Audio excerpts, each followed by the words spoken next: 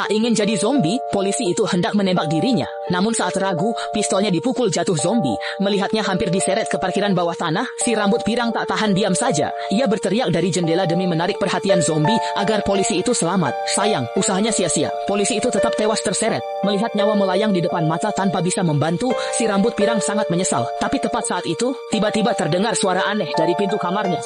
Dengan gugup, si rambut pirang membawa tongkat bisbol dan maju untuk memeriksa. Tapi begitu dia melihat dengan jelas, dia langsung panik. Entah sejak kapan seekor zombie gemuk besar sudah menyelinap masuk ke rumahnya. Si rambut pirang berusaha keras melawan, tapi jelas dia bukan tandingan zombie gemuk itu. Dalam kepanikan, dia lari ke arah jendela dan melompati pagar. Meskipun melompat dari sini pasti akan mati, tapi itu masih lebih baik daripada mati mengenaskan dimakan zombie. Melihat zombie gemuk itu berlari ke arahnya, si rambut pirang pun nekat. Si rambut pirang ini benar-benar curang. Sambil melihat zombie yang hancur, dia tertawa puas.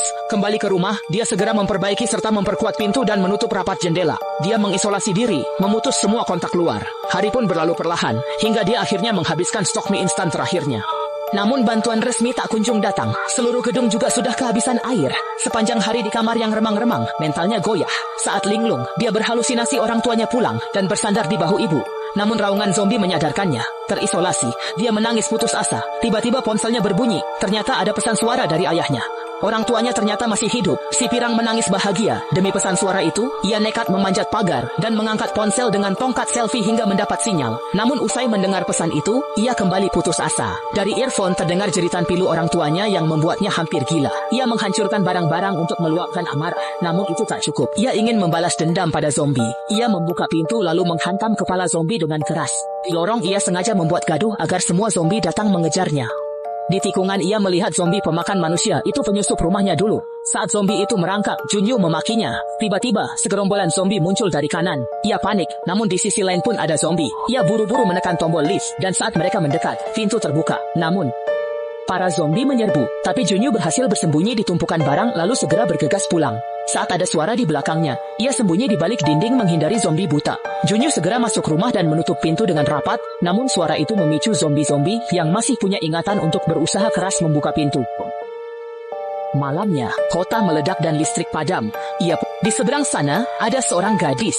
Junyu sangat senang melihat penyintas lain. Mereka berjanji lewat isyarat tangan untuk saling kontak besok jam 7, lalu kembali ke kamar. Gadis itu juga bertahan hidup sendirian di rumah dalam ketakutan terhadap zombie. Besoknya Junyu bangun kesiangan jam 11. Ia panik memeriksa jendela tapi gadis itu tak terlihat. Saat Junyu lesu, gadis itu yang baru selesai memantau situasi dengan teropong akhirnya membuka jendela. Mereka pun kembali saling melihat. Lalu, Junyu memberitahu namanya via ponsel. Gadis itu, Yubin, membalas dengan menulis namanya di tablet. Junyu terus menggumamkan nama itu, sementara Yubin memperhatikannya. Tiba-tiba, seekor zombie terjebak perangkap di pintu. Meski takut, Yubin akhirnya berhasil membunuh zombie tersebut. Malamnya, hujan deras turun. Junyu segera menampung air dengan panci dan baskom, masalah air pun teratasi. Besoknya, Junyu mulai lemas karena lapar, air tak lagi cukup menahannya. Yubin menyadari ini. Junyu segan meminta makan dan berpura-pura kuat. Yubin tidak tinggal diam. Ia mengikat bola bisbol dengan tali. Jika lemparannya sampai ke rumah Junyu, ia bisa berbagi makanan. Namun jarak antar gedung terlalu jauh.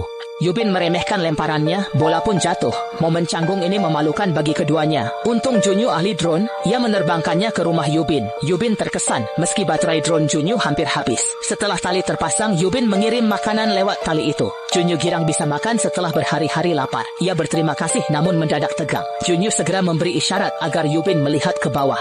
Saat Yubin menoleh, ia sadar tali tadi belum ditarik. Zombie pemadam kebakaran menemukan tali itu dan melihat Yubin. Ketika zombie menariknya, meja di ujung tali terseret. Terlambat bagi Yubin untuk sadar, tarikan kuat zombie membuatnya terhantam meja hingga pingsan. Dengan keahlian lamanya, zombie itu mulai memanjat. Jika Yubin tak segera bangun, ia akan dimangsa. Shuyu harus bertindak cepat. Melihat botol kosongnya, Junyu segera melemparnya ke lantai demi mengalihkan perhatian zombie yang memanjat cepat. Namun zombie itu mengabaikannya karena mengincar mangsa di atas. Junyu pun memakai kacamata drone dan mengarahkan dronenya mendekat. Drone itu berdengung hingga zombie sempat berhenti, tapi tak lama drone dijatuhkan.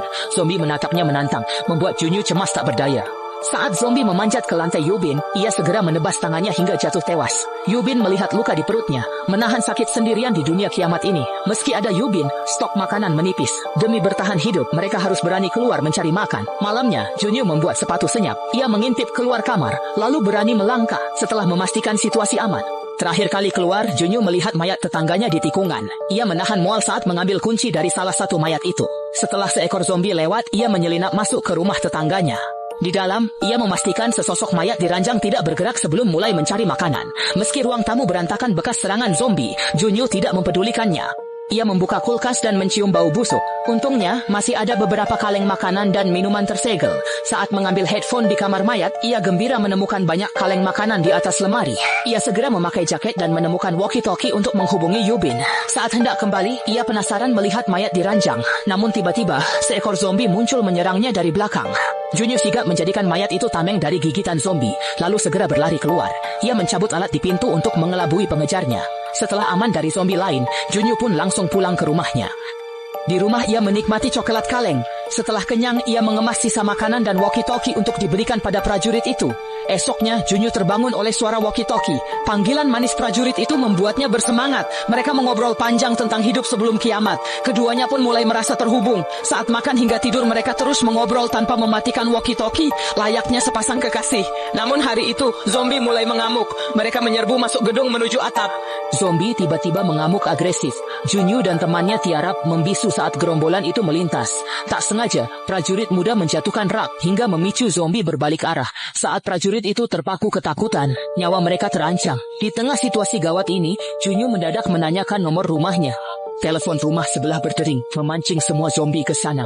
Lolos dari bahaya, si prajurit ambruk. Karena rumah tak lagi aman, mereka pindah ke lantai tanpa zombie. Si prajurit sadar rumah di atas Junyu kosong. Lalu mereka segera berkemas. Ia mengikatkan tali ke tubuhnya untuk turun melewati kerumunan zombie. Sebelum Junyu siap, si prajurit sudah melompat dari meja dan mendarat selamat di tanah. Menghadapi serangan zombie yang ganas, wanita itu benar-benar tak terbendung, hingga membuat Junyu terpana melihatnya. Di tengah kiamat ini, dia sendirian melawan ratusan zombie yang menyerang dari segala arah. Meski terus menghindar tepat waktu, jumlah zombie yang terlalu banyak membuatnya tak punya kesempatan untuk menerobos kepungan. Jika tenaganya habis, dia pasti akan menjadi santapan zombie. Saat hampir diterkam, dia sempat melawan dan mengambil pistol dari tanah, namun seekor zombie kembali menjatuhkannya. Tepat saat wanita itu hampir celaka, Junyu datang membantu dan menghancurkan kepala zombie tersebut. Mereka pun bekerja sama menerobos kepungan dengan paksa, menciptakan jalan berdarah di tengah kerumunan zombie yang semakin banyak berkumpul. Junyu segera menarik Yubing dan berlari menuju ke dalam apartemen. Mereka segera menutup pintu kaca, namun kaca itu tak kuat menahan serangan zombie. Untungnya lift terbuka tepat waktu, sehingga mereka bisa masuk dan menutup pintunya sebelum zombie menerobos. Keduanya bernapas lega. Saat pintu terbuka di lantai lain, suasana sepi dan semua kamar terkunci. Junyu gagal membuka satupun pintu. Tiba-tiba terdengar raungan dari lorong. Seekor zombie muncul, disusul segerombolan besar lainnya dari belakang. Mereka seketika terjebak dalam situasi putus asa. Yubing mencoba membuka pintu kamar lain demi mencari harapan saat zombie menyerbu. Junyu merobek jaring pengaman untuk menghalangi zombie, tapi ia ditarik jatuh dan berusaha sekuat tenaga melawan. Saat kritis, pintu terbuka dan Yubing ditarik masuk. Tiba-tiba sebuah granat asap menggelinding ke arahnya. Seorang pria bertopeng muncul dan menyuruh Junyu segera masuk. Junyu berhasil lolos dari zombie dan bersembunyi di rumah seorang paman. Pria itu melepas masker dan topinya, namun Yubing tetap waspada meski sudah diberi air minum. Ia curiga, karena selama ini tidak melihat tanda kehidupan di lantai tersebut. Yubing merasa tidak mungkin ada orang yang bertahan tanpa membuka jendela sama sekali. Namun, setelah melihat paman itu ikut meminum airnya, barulah Yubing percaya dan mau menerima makanan.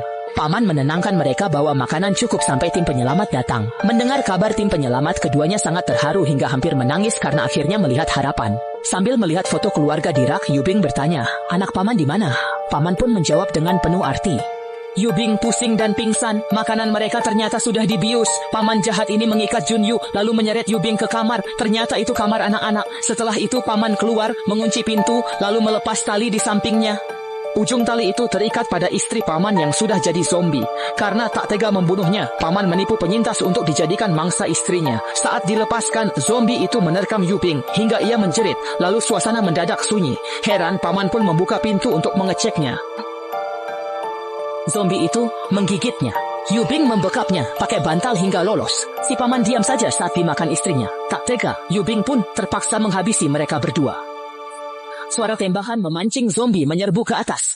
Junyu dan Yubing sadar paman itu jahat dan tim penyelamat cuma bohong. Keduanya menebak nasib buruk mereka. Takut terinfeksi, Yubing menyerahkan senjatanya agar Junyu menembaknya. Tapi Junyu tak tega. Saat bersitegang, Junyu mendengar helikopter tim penyelamat pemerintah. Yubing menangis haru. Harapan pun muncul kembali. Mereka langsung menuju atap gedung agar mudah terlihat tim penyelamat. Sambil bersenjata, keduanya menerobos lari ke atas meski dikejar zombie. Namun, zombie itu sangat cepat dan segera menyusul. Junyu menyuruh Yubing naik duluan memanggil bantuan, sementara ia menahan zombie. Saat Yubing sampai, tak ada helikopter sama sekali. Junyu pun menyusul ke atap dan menatap langit kosong. Keduanya benar-benar putus asa.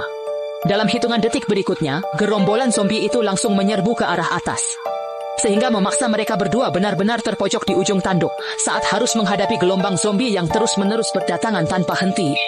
Sisa peluru yang masih mereka miliki saat ini benar-benar tidak berarti apa-apa lagi.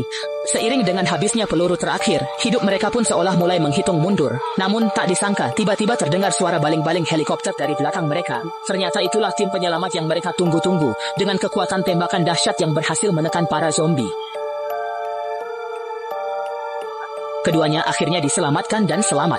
Tak lama kemudian, komunikasi pulih dan Junyu melihat notifikasi panggilan tak terjawab di ponselnya, diikuti dengan senyum bahagia.